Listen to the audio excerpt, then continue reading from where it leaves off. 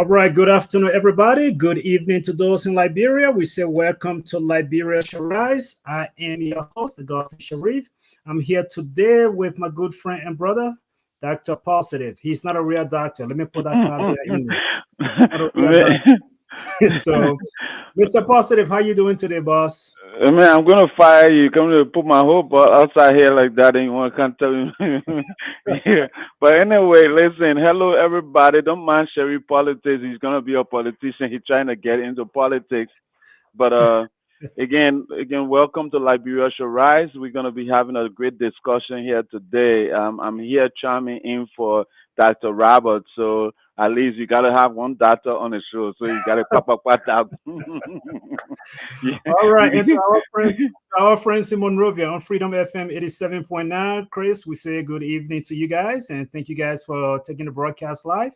And Dr. Roberts is going to be joining us. I think she is right now. She is at the Liberia Diaspora Conference meeting with the president himself, Joe Boakas. So we'll see exactly how the conversation goes today. But Yeah. today, fourth Sunday of the month, and the fourth Sunday of the month, this is where we come here and we discuss mental health issues. And so today, though, the topic we are going to be talking about, it is the topic on gambling, gambling and how it impacts our mental health. And so when we talk about gambling, I know sometimes we think about what happens in Las Vegas.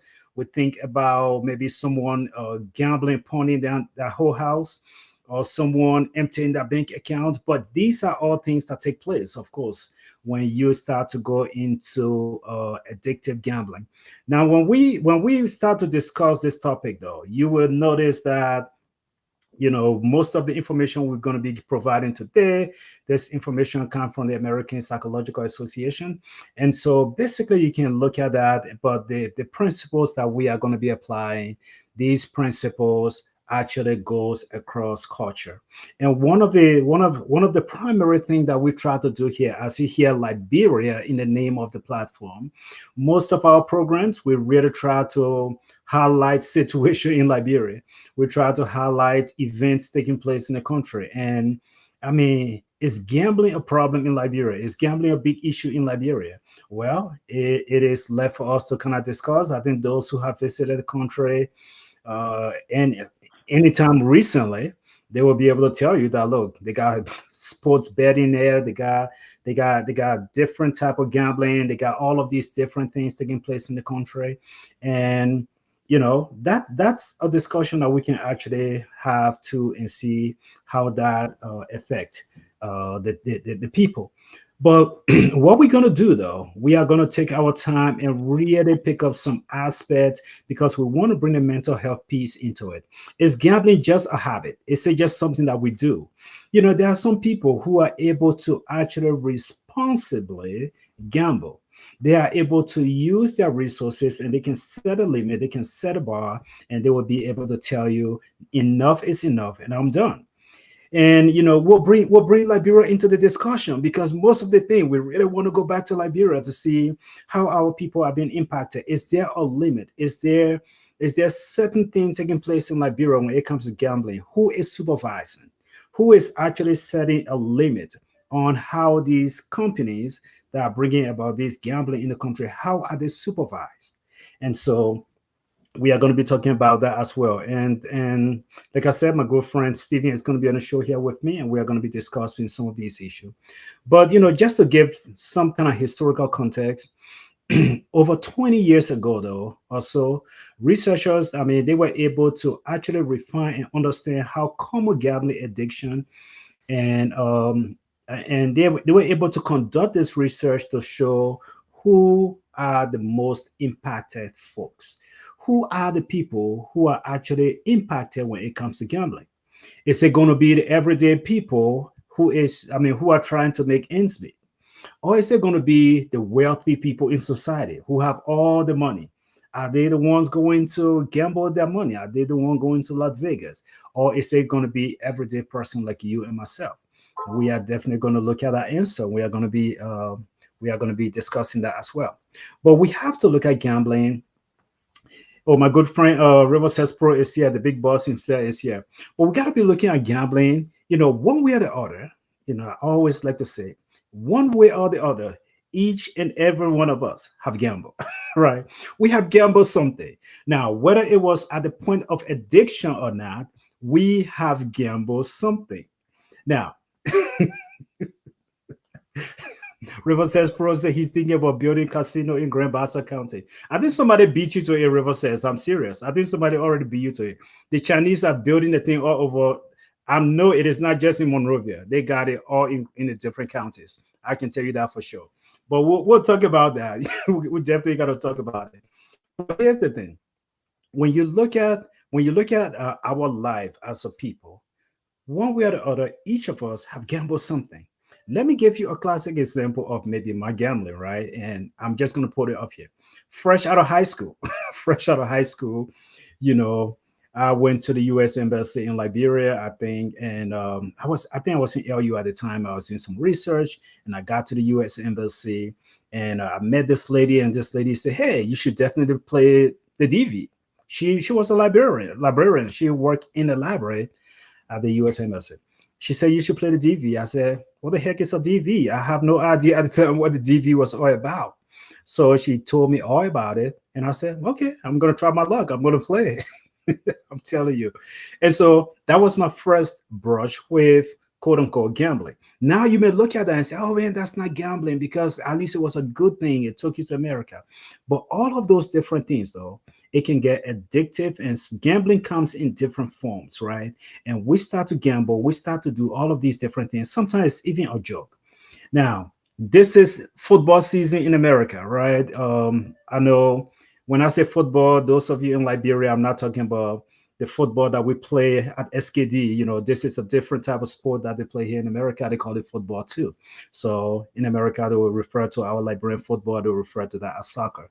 So, but this is American football season.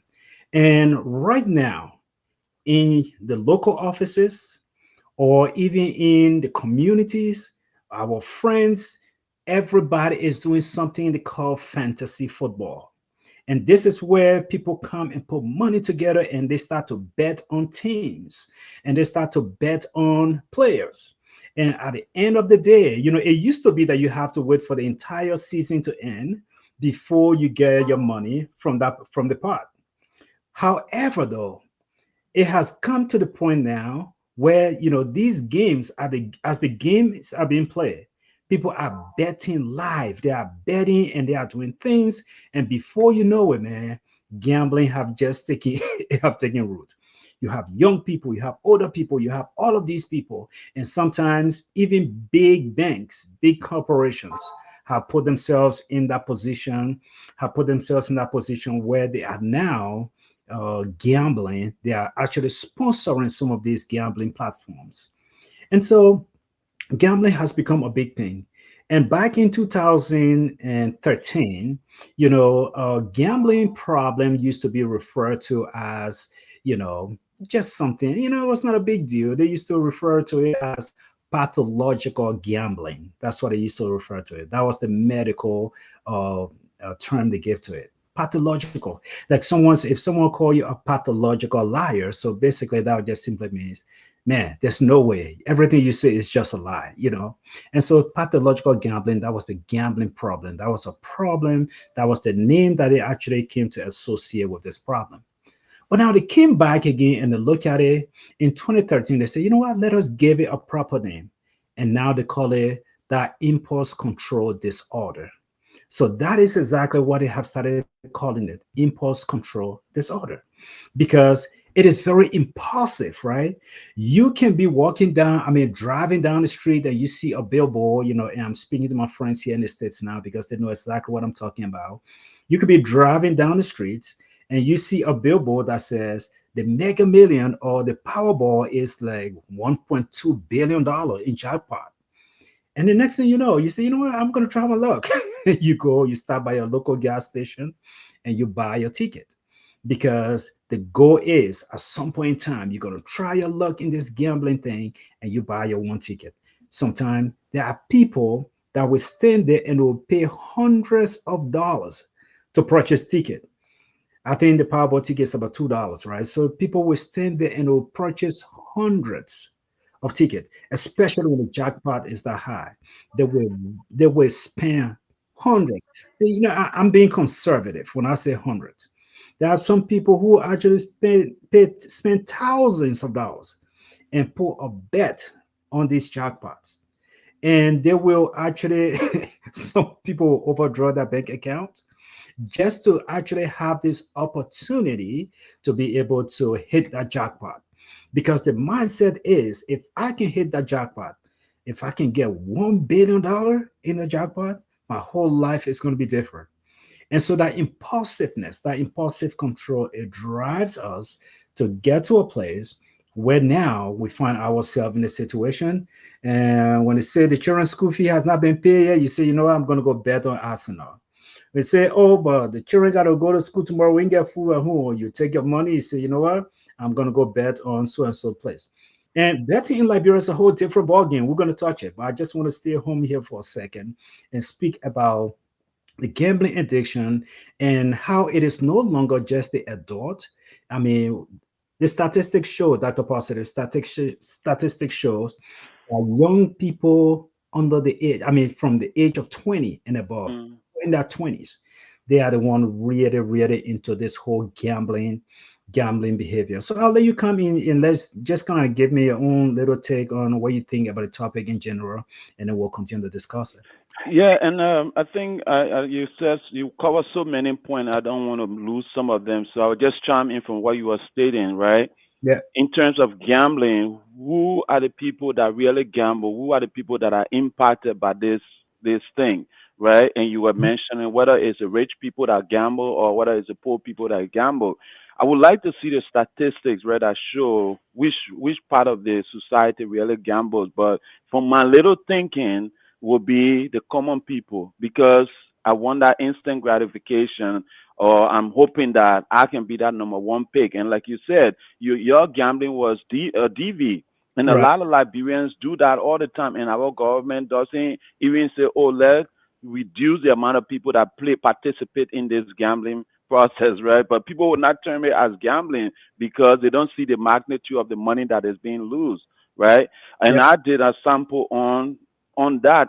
And Africa alone lost trillions of dollars from DV. And America is building their roads, they are doing their things on that. So the common people, mostly I would say, are usually impacted because we want, okay, like a country like Liberia, there's no job. You said in the US it's 20 and above. I think Liberia is below 20 because we don't have the statistics that show what age you're supposed to be, that or the policy that show what age you're supposed to be to start gambling in Liberia. So anybody that have money, once that game is going on, they go and drop their money in that bucket. And I don't know even the apps they are using or the tools they are using. If anybody really win the lottery or those games in Liberia, if people really win huge sum of money, you understand? sure. And whether there's even a regulation to say, all right, if nobody is winning this thing after people play for a whole year, what happened to the system that running the it's a fraud. You understand? So just to look at the big picture of gambling, I for one, I knew I had that thing you call the scientific name, the impulsive thing. I knew I had a long time ago when I started playing computer games. So basically, I decided not to play computer games. I decided not to get involved in anything that requires me to constantly do something to see my result because I Mm, saw my ability of getting addicted so quick that I decided to avoid playing the lottery because once I start playing, I'm not a guy that just go and put a number. I'm sitting down calculating the numbers, and yeah, no, I take it serious. You understand? I take it serious, so I want to know like what are my chances. So I will start doing my own calculations. So I'm gonna do a random number, get this number, and go play. Tomorrow, get another random number, get a number, and go play. So based on what I saw in terms of my try when I tried playing computer game, when I tried playing the lottery, when I first came to the US, based on what I saw, I was like, no, Steven, this is not for you because I could see myself being that guy that my rent is due. right? My rent is due, and I'm going to play my last chance because I know that number that I randomly generated is the number that's supposed to win. You understand? So Yeah, I basically decided not to do it. But a lot of families are being impacted by this, and they hopefully we'll get into this later. The mental health aspect of it, where it become a sickness, is when you cannot control yourself. You understand? absolutely, When you cannot control absolutely. yourself, now you're preventing, and you were asking who really suffers. It's not Hmm. just the person that is impacted. It's the family that will not get food to eat because that person took that money to go and gamble.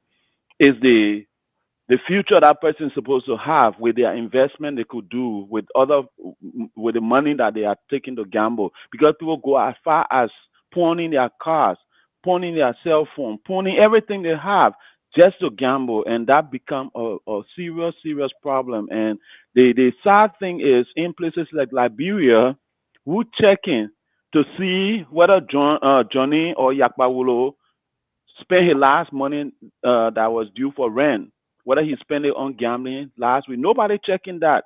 You understand? Yeah. So you have families being breaking apart. You have children's school fee not being paid because of that, and no, and hopefully we just bringing highlighting this. Somebody in our government will say, "Hey, this is something we should start looking into." Yeah, and I really appreciate that because you talk about the video game, right? You know, I'm not a gamer. I don't play a lot of video game. It's not something that I can tell you I do, but I do know people who actually take it very seriously, and they have they play with players from all around the world. They get online and they are Mm-hmm, connecting with different people, and that connection sometimes it goes to a place. Sometimes when you are playing, you are getting all of these trophies, right? The trophies mm-hmm, mm-hmm. you're getting points, you're getting all of these things. And you You gotta pay. Yes, you got to pay, right? You got to pay. So, but sometimes you don't feel like you gambling. You really don't feel like you're losing anything. But Mm-hmm. sometimes in order for you to go to the next stage, you have to get Pay. token and pay Mm-hmm. something extra for go to the next level. And I Mm-hmm. think most of our friends in Liberia will probably not know exactly what we're talking about because not everybody have access to some of these high tech games. But I know we have some game points in Liberia as well. I saw one section place in PHP Park. I think there was a game room. I saw that. And so they have some of these places. But the one thing I want us to kind of focus on, for example, right? It just kind of take it piece by piece before we even get Okay. to mental health places. Now, if you have someone who definitely saw the billboard and the lottery jackpot is $2.5 billion, and that person say, you know what? I'm feeling lucky today. I'm going to go ahead and buy my one lotto ticket. And that person go and purchase his or her one lotto ticket. Mm-hmm. Now, yes, if you look at it, quote unquote, that person is gambling.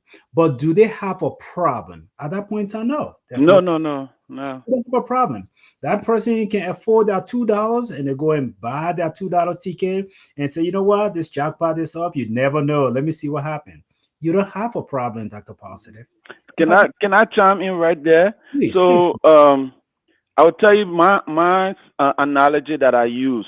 What made me to play the last jackpot in Texas, right? Mhm. I said, okay, my chances of winning is very slim, but at least for the even though I'm paying taxes to the school system, since they said this money, part of it go to the school system, it go to road, it go to development.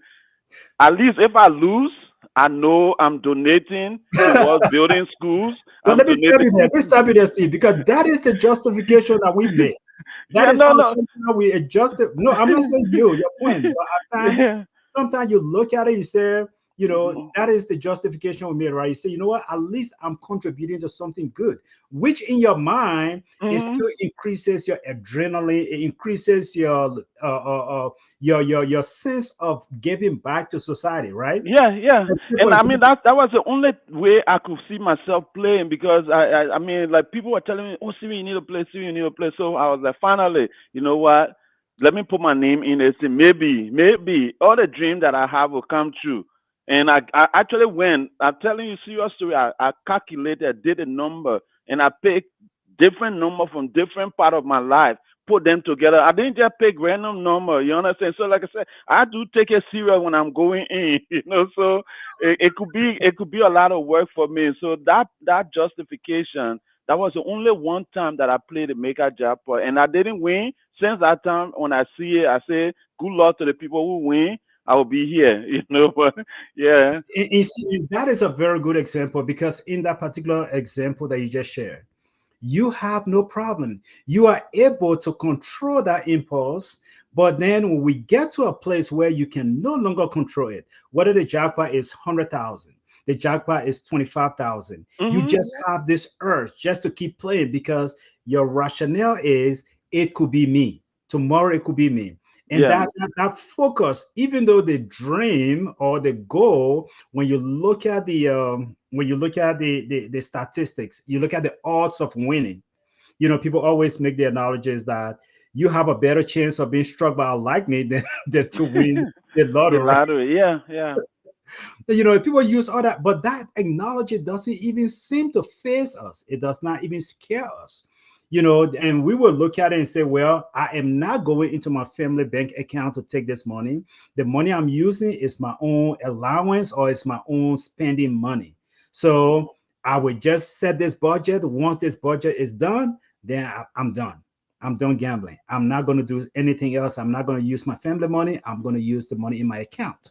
And Mhm. that particular thing, Stephen, for some reason, it keeps bringing us back week after week to purchase the ticket. Oh yeah. Yeah. Right now, as you and myself talking, there are NFL games taking place right now. There are people sitting in front of their computers and they are actually betting. And sport betting have taken over every state in Oh yeah. the United Yeah. States of America. I, I, As you're watching the NFL game, you're watching all of these sport betting advertising. You find it everywhere. We have not even touched Liberia yet. I don't want to go there, but let's continue to talk about what we see here in the US. Another place. Yeah, go ahead. You were going to say something. no, no. You finish your thought. I just. I was going to say another place again that we rarely find these things actually taking place. It is all of these. Sometimes we look for all these different things that we have to do. If it is not the lottery, sometimes we find these get rich quick scheme. That is that form of, if somebody come to you and say, bro, I have this particular thing. If you bring 5% you into this particular program, you will actually double every time that person make money, you make money. So all of these pyramids can come into place and we will buy it because our impulse, we just don't have that ability to resist this whole idea of trying to get something because we have this mindset that we can get rich. It could be us today. Yeah. So Sherry, just to add to that pyramid scheme, looking at the whole gambling thing, people don't see those as gambling too, right? They just see it as another thing that I have to do. But how much money you have to put in before your name come up? When that thing came up, when the Americans took on Susu, and they show some pictures showing you how you could be degree level, richer, faster, and things. Me being a talk show host, me being a public person that's always out there talking to people use me as the person to go to for these kind of stuff. Once it come up, people come to me and try to convince me how they think I could be a good salesman. You understand? Hmm, So I, hmm. I, I, I had to dress back and tell people, I say, hey, if you can show me your bank account, show me how much money you've made from this thing, right? Then I will maybe I will sign up, but nobody did. But then few months later, I heard people started arresting people. People started calling police on people because they were the one that invited them to this thing, and they had no way of getting their money back. When I look at the Liberian Susu system, it was like you can get your money back because at least you're number 8 in line. After the 8 person finish, you get your money. But this other thing was like they said you had to bring 8 people. When the 8 people finish getting their money, when those 8 people come, those 8 people have to bring each each of them had to bring 8 people before you get your money. You understand? So I was like, then at what point do I benefit? If all those 8 people that I bring, none of them bring people, then basically my money stay in the system. You understand? So these are things that happen, and the same thing is happening in Liberia right now.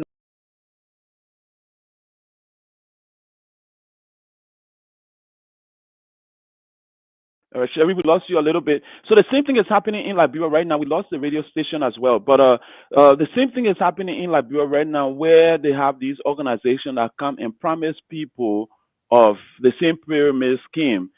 I had a friend of mine who called me and told me to send her 150 US dollars for her to put her name on this thing, and it was going to make her very wealthy and thing. And I was like, you know, if this person you is promising you that, have you checked? Is anybody looking into the thing to see if these people are scam, right? Because Liberia, we don't. Sadly, people get hurt many times before somebody say something about it. So I was telling this person, I said, if you come to me and tell me you want to sell Kuwait, I will give you that money over giving you money to go and put in a pyramid scheme. I'm in the US here, that thing don't work. So please, that person didn't speak to me for a very long time after that conversation because I was between them getting rich.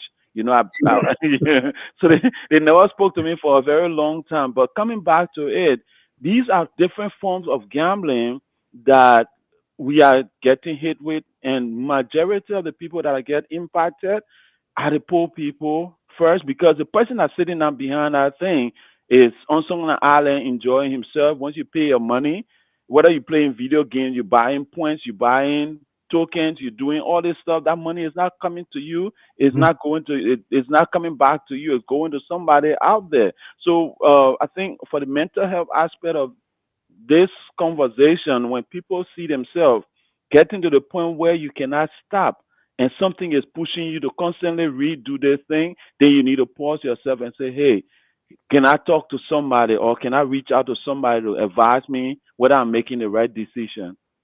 Yeah, and I'm just gonna also just gonna look at a study here that was published here. I think it was back in 2017. But scientists came together and they really studied the brain, right? They studied the brain of people who are actually involved with this gambling. They get into this place and they begin to look at the frontal cortex, that place where all of that decision making process takes place, the place where you start to think about decision. And, somewhere from Liberia says, you have to be in Liberia, you have to be 18 plus to participate in that gambling process. So we'll talk about that as well. But yeah, so scientists look at this and they saw something very, very peculiar. They look at something very peculiar and they say, well, the person who is gambling, there is something that is taking part in their brain. Their brain is actually acting, is responding to all of the stimuli or all of the stimulus that they are receiving. It says people with a gambling problem also have smaller volume in their hippocampus, two region in their brain. They have very small region because it really affects your brain in such a way that impulsive control takes over, and you always, by the time you get your check, you want to go and participate in this. You want to participate in this gambling because to you that is just that instant gratification. You just always know that you will win. Tomorrow I'm going to win. If I play this, I'm going to win. And so let's go to Liberia, right? Let's talk about Liberia. Someone just kind of posted here and said you have to be 18 plus in Liberia. Now, that the positive, this is where I put my mouth for our country. You have to be 18 plus. I respect the fact that they say 18 and above. I think it's similar to what we have in the US. 18-year-old person can go to the gas station and purchase lotto ticket, or most of them can participate in some form of gambling, whether it's video game, a casino, they can participate. But let's just look at structures that I saw in Liberia, and then we can talk about it. One of the things that I saw in Liberia, apart from the nightclubs and the entertainment centers that are all over Liberia, every little community you go, you have some kind of kinju shop. Everybody's selling beer or alcohol. That's the only business. It seemed like making money. And apart from that, the casinos are being built. And I'm just talking Monrovia. I have not gone outside. No, I went outside Monrovia this last trip. I was in Liberia. I went to Cape Mount. But basically, I'm just saying, in Monrovia alone, you can go from ERW Junction and start making your way to the Cinco area. You will pass at least 3 or 4 different casinos. And Wow. all Chinese operated. They got a Mm. Golden Crown Casino, Golden Palace Casino, and they're still building. There was one that was still being built right opposite the ministerial complex in Monrovia. And all of these places, they are pulling people in. And I'm going to tell you a personal story. The house I was living in when I was in Monrovia, I'm not going to say name for respect for the people. The Mhm. house I was living in, the family that lived next door to my family, that family, they were not well off. These were everyday people. They were hustling. They're trying to make it. The Mhm. daughter, the son, all of them, they're trying to make it. The father is not working. The mom is not working. The mom can sell some food on, I mean, like Kobo, she sells some food. Mhm. But as soon as that woman gets money, the first thing that woman does, she goes to the casino. Mm. Her husband sat me down. When I went to Liberia, because they were next door neighbor to my family, I Mhm. gave them some money. I said, hey, give them some money, put some cash in her hand. The husband sat me down. Husband said, you were not supposed to give that money to that woman. I will Mm. not see that woman because she's going to the casino and Mm. she's gonna go spend that money. And this is a family, Dr. Posidi, I'm telling you, that did not have it.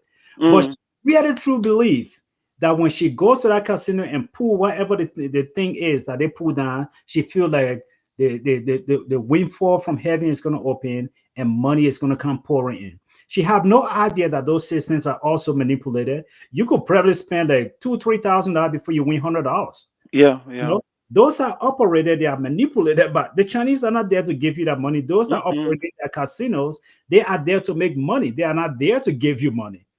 And so, but they really have this mindset that they could win. And because of that, we have not even touched sports betting, but the casinos in Monrovia, somebody in Monrovia, correct me if you think I'm lying.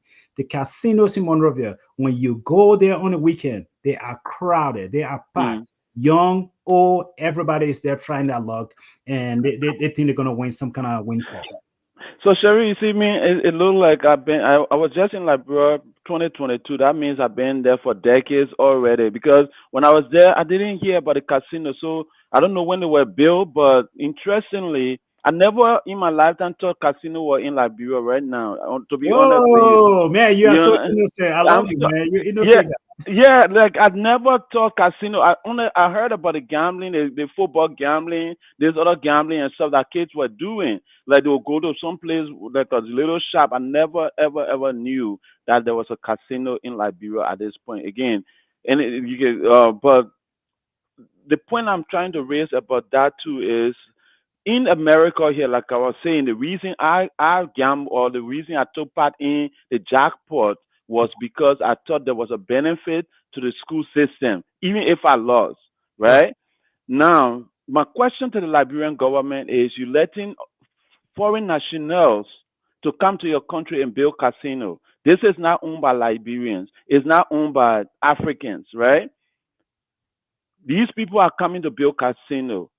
What is the benefit for the country if we um, play this if we do gambling? What percentage of it go to the country? You understand? If there's no percentage that goes to the country, all that money is taken is free money for the Chinese because I can develop a system, a game that says nobody will win, or after every 1,000 player, one person win. You understand? That's After every exactly. 10,000 player, one person win, and I can create a computer code for that. And once that code is in place, you have to have 10,000 people play before one person win. You understand? I don't know what algorithm they're using to make that work, but in that case, these guys can have a money sucking machine that they can enrich themselves, and the Liberian government, the Liberian people would never benefit from anything. And that's money that is leaving our country every day. And if there's no regulation to say that when that money is obtained, it has to be reinvested in the country. Basically, once those guys get their money, they get in US dollars, right? They Mhm. take it and go and build their factories, they build their things in China or wherever they come from. So somebody have to start looking into this because if the money that is coming out is not even going toward road development, nothing, then our country is losing millions and millions of dollars that we could put towards doing other things. Yeah. And so again, I want to go back to the age, right? And I really appreciate our friends in studio that actually gave us the correct number that you have to be 18 plus in Liberia to be able to gamble or participate in those games. But how many 18-year-olds, and this is where the psychological thing come in, we start talking about the mental health piece. How many 18-year-olds in Liberia? How many 20-year-olds in Liberia? Let's even push it to 40. How many 40-year-olds in the country has a job that can give them a livable wage? How Sherry, many? before I answer that question too, Sherry, let me ask you one question. Yes, How please. many Liberians from 18 or from 16 have a national ID? Who identify the person as 18-year-old? Right? Yeah. So that's the first question we should be asking, because when I come here and I just tell you, oh, I'm 18, do you believe me or do you ask for an ID? So now we can go to answer your question, right? The next is job. As you and I know, the job that most Liberians have is knowing somebody in the diaspora, having a family member in the diaspora that you reach out to. At times, there are few people that have jobs, but Liberia is the unemployment rate is so high that I don't believe we have 60% of our youth working. Yeah, and because of that, now again, this is where we talk about the impulsive controlness, right? But you really, because think about that young 18-year-old, 20-year-old person, but think about the age psychologically. When you look at psychologically in the U.S., for example, I'm going to use the example. What we do when your little 18 or 17, 19-year-old child is on your auto insurance, you will notice that auto insurance is It's going skyrocketed. up. Yeah, yeah, It's yeah. skyrocketed because Mhm. scientists have studied to know that young person, their thinking faculty have not fully developed yet. They are Mhm. saying you have to get at least to the age of 25 to 26 before you can now be able to think and make logical decisions, right? Mhm. So Mhm. even though our 18-year-olds can say, look, I'm a grown-up, I'm an adult, I can make my own decision, but we know that insurance companies will look at it and say, that one is still a child. He or she cannot make a decision. So think about that 18-year-old, that same 18-year-old playing the video games, buying tokens, spending that money, whatever money you give them. This is when you start to see your 18 or 19-year-old kid saying, oh, dad, I finished my project. Can I get my allowance? Oh, dad, can you give me my allowance before the end of the week? And Mhm. because that impulsiveness, they want to be able to get to that game and get to the next stage and pay that money and buy the next game. And let me tell you, in my line of work, I have several clients, and this young guy, he was playing the same games. And basically, what happened, he lost in one of the games. And he said he lost his money. He just became outraged. And he just, I mean, the situation was bad that the young man has to go to a psychiatric home. That is how bad it Wow. was. That is how bad it was. And so when we're talking about the mental health piece of this gambling, we are looking at some of the symptoms that come with it. Depression. Let's start with depression, for example. So here you are, Dr. Positive. You send $200 to your brother in Liberia. And I don't know your brother, so I can't say Mhm. he Mhm. does anything. No, go with the analogy. I understand what you're You, saying. Go, you yeah. send $200 to your brother, and let's say your brother have this addiction. He takes that $200. There is one of those casinos right there at before you get to SKD and SD Cooper Road Junction when you're coming from the airport. Right there, there's one big one right there. Mhm.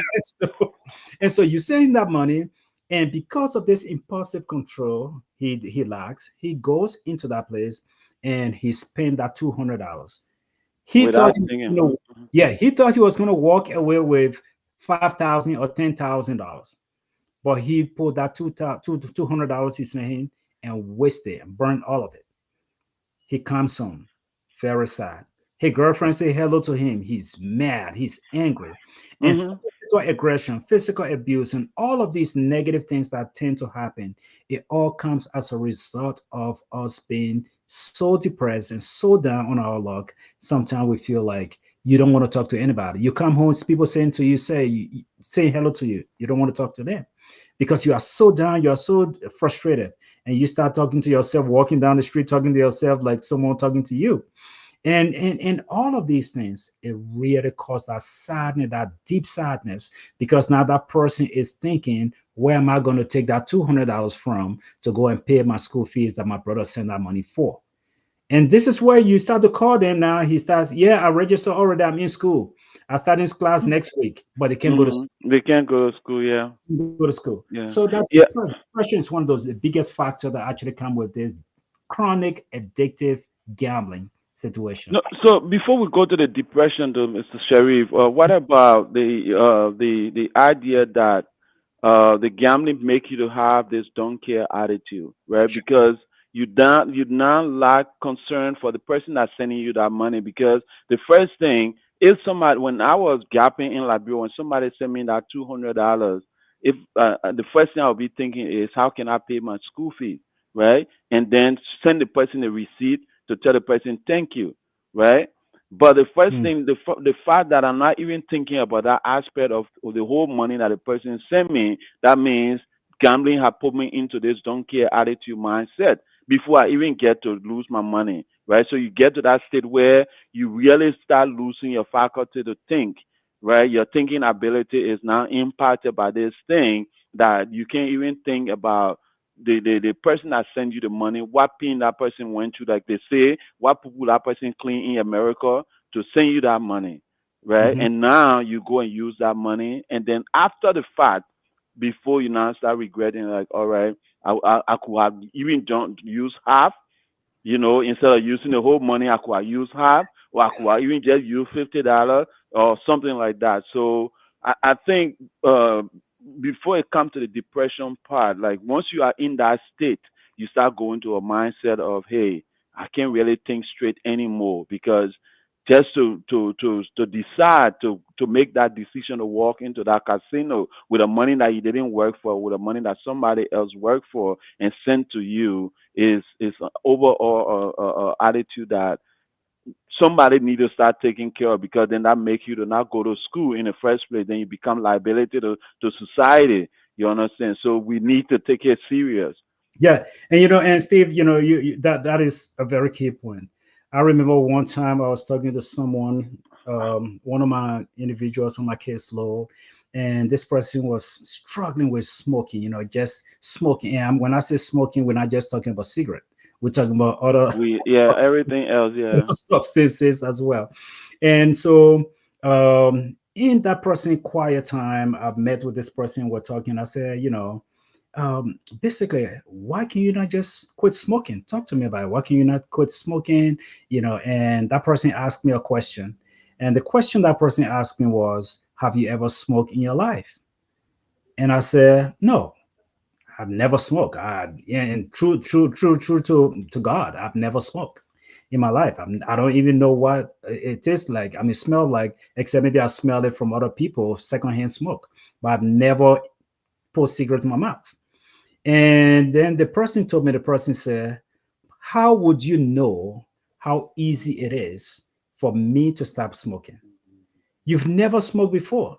So you have no idea the challenge I'm going through and all of the ups and downs, the struggle I'm having. And when he said that, I told him, I said, you know what? You're right. All I'm giving to you are training I received from a school and all of these different things. But you are absolutely correct. Until I find myself in a particular position, I have no idea. I tell you that story to kind of tell you about what you talk about, that person having a don't care attitude.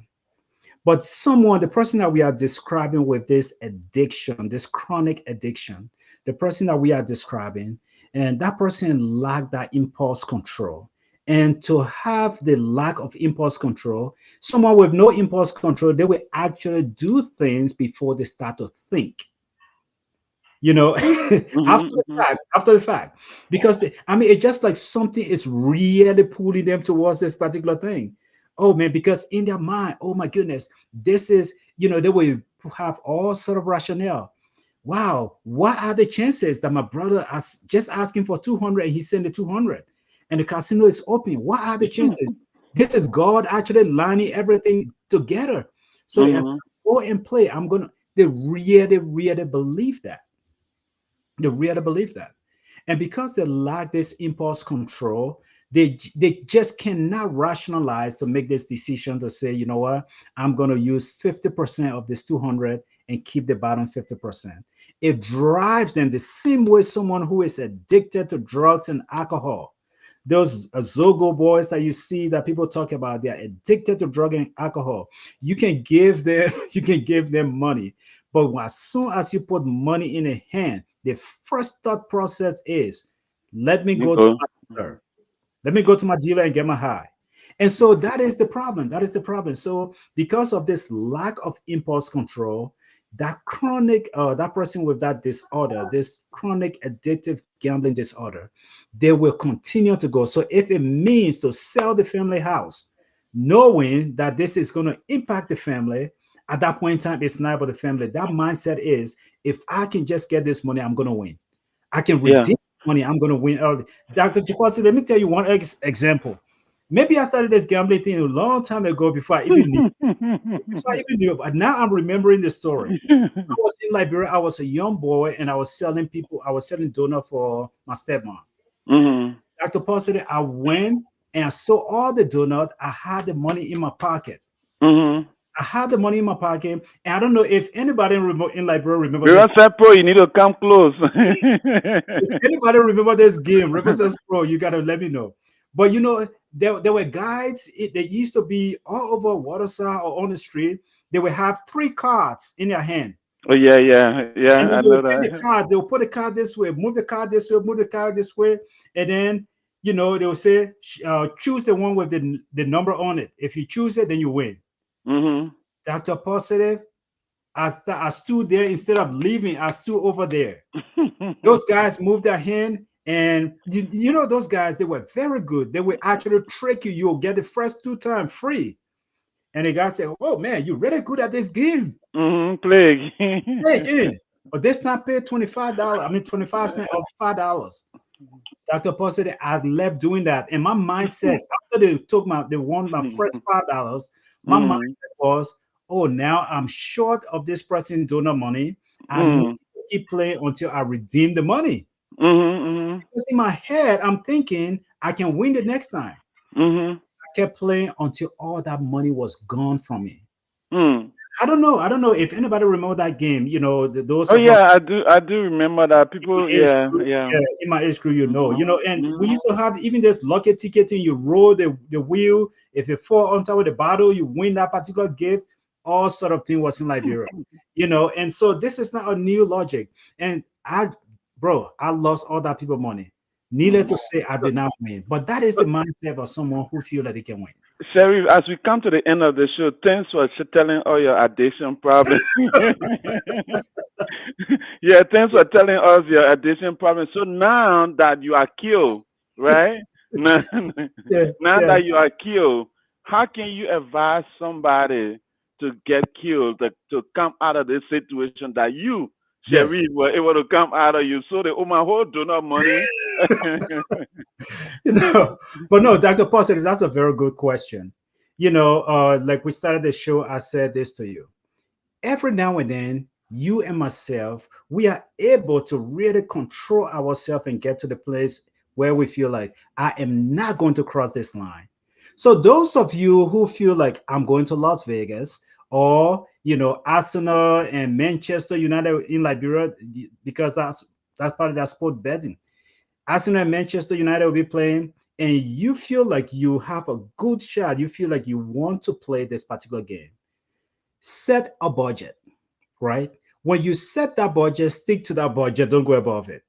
If you go and you buy your lotto ticket, your one lotto ticket, if you didn't win, just like you did, Steve, you bought your one ticket, you didn't win, you didn't turn around and say, you know what? Let me go back and buy 100 ticket next week. Maybe because I only bought one, that's why I didn't win.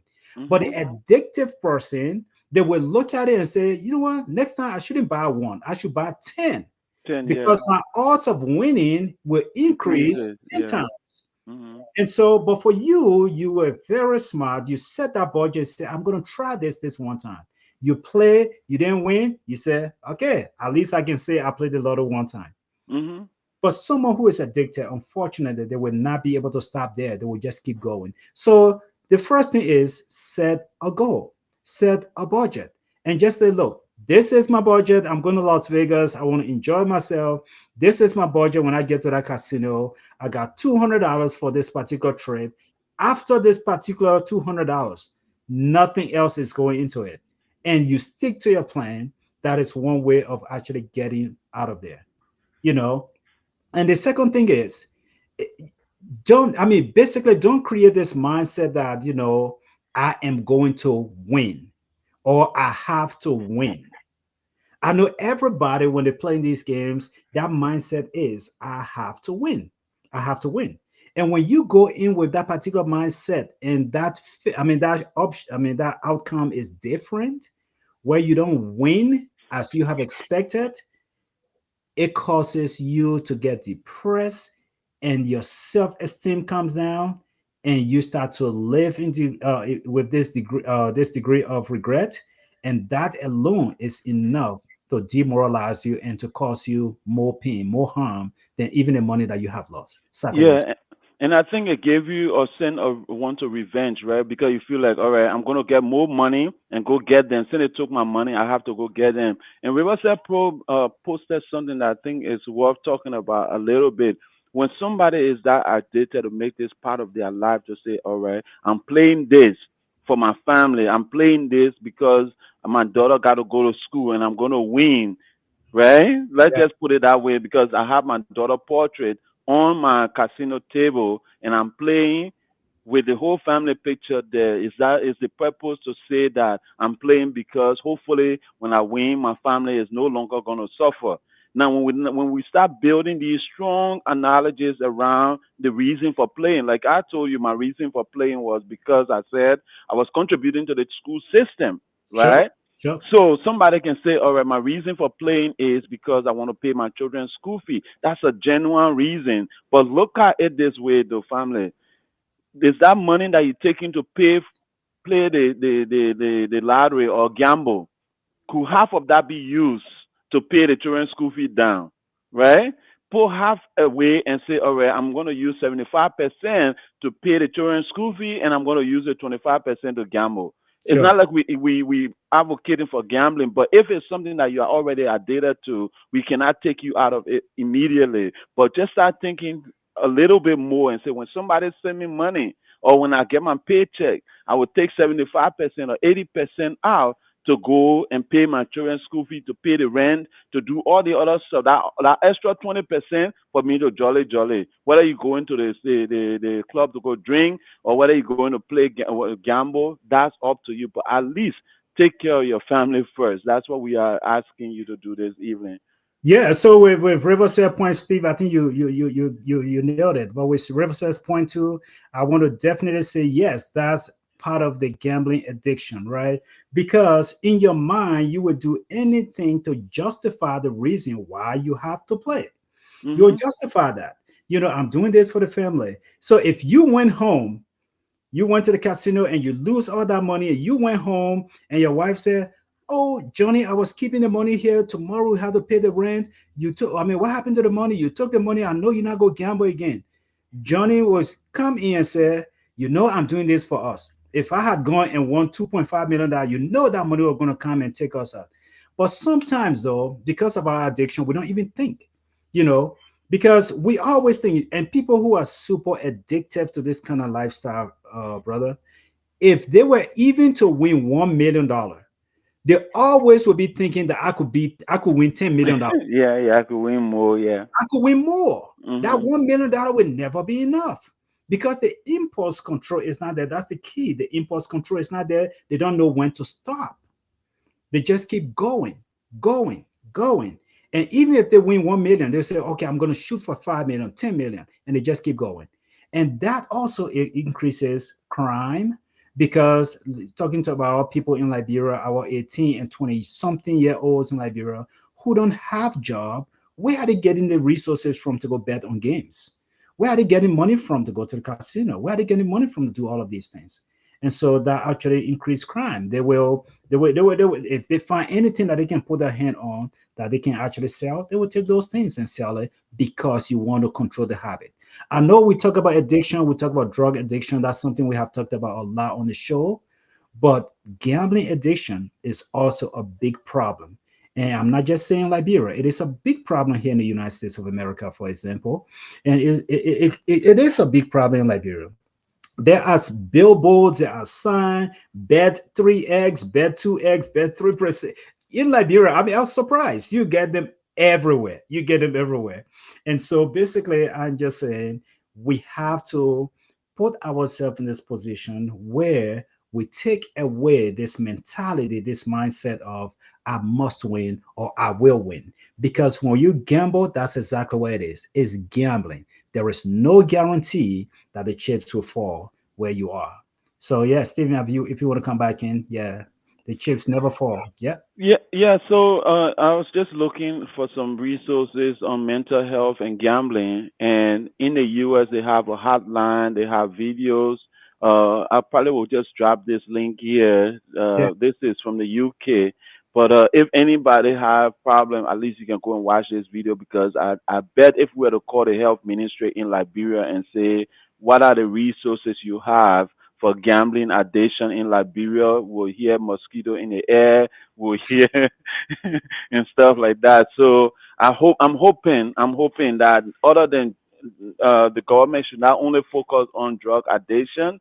I think they have to start putting some resources aside to start really going to those gambling places and seeing who are the people that are frequenting those places and what money and their sources of income and if it's impacting their family members and so the government can start doing something about it. We need to act now while it's still a new thing in our society because we need more productive people in Liberia. We need more people who can do things like carpentry, plumbing, and do things to create opportunities in Liberia. We don't need to lose the little money that we have to foreign nationals that open these companies. I don't have nothing against the business owners, but if this is not benefiting our country, my wish is that our government do everything and our family members, friends. If you find a friend that is getting addicted to gambling, talk to their family, talk to their loved ones to try to start helping them now so that this problem can be solved before it gets worse, like the way we have the drug pandemic in our country. Sharif, I will leave for you to end your show. Thank All you. right. All right. Thank you, Dr. Positive. Again, to our friends here in the US, in Liberia, and to our Liberian community, we know that each of us, coming from our background, we have this wishful thinking that, look, I could be the next millionaire.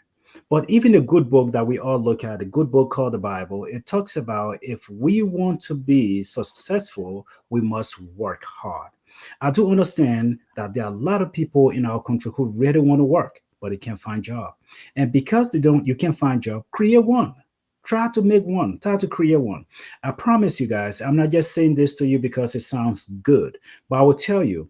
At one point in time, I myself, I live in Monrovia. I live right there on Front Street. I promise you, I used to have 2 gallons, the 5 gallon containers. I would go down, and I will fill those gallons up with water and I will come and sell it to people. And I was making my living. I was making money. And then, like I said earlier, then I would sell donuts for people or I would sell kerosene at night. At the time, we didn't have electricity. I would do all of those things. So we all kind of hustle. We did our own hustle. But to sit back and say, look, every little money that you have in your pocket, whether you work hard to get that money, you're gonna take that money and give it to and take it to the casino. All you're doing, you are giving it to the casino because, like Stephen was addressing here earlier, he is an IT person. They can set up those algorithms when you go to play in those casinos.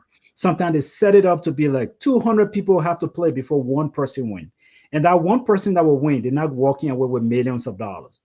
And sometimes you have 500 people have to play before one person wins something. And so maybe you went in there today and you only put $1 in there and you came out with $2,000. That does not mean that it will always be the case for you. That does not mean that will be the thing for you. There are some people who actually do this particular gambling for leisure. They just have fun. They went out and they just saw the opportunity to play. But don't allow it to drive you to the point that you have no control over. Because if it does that, friends, you could be getting away, selling your own future. destroying your family, destroying your friends, even your job. You could be just as addicted as compared to the young people that we see in our country that we call Zogos today. So on this note, I just like to stop here today and just kind of go back and just reinforce this whole idea. It is a psychological problem. Gambling can be addiction. It can be a psychological problem. It can be addictive. It can lead to depression. It can lead to anxiety. It can lead to all of these different things. Restlessness, because your mind is always resting.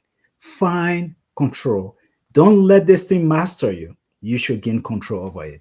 On that note, friends, we'd like to say thank you so much for joining us today. And to our friend on Freedom FM 87.9, we say thank you for joining us. Next week, we are going to be here. We are going to be having table talk discussion. Dr. George is out of the country. He's traveling, so we wish him safe travel mercy. Dr. Positive, thank you again for joining me today. On this note, friends, we say good night in Liberia and enjoy the rest of your evening here in the US. Talk to you soon.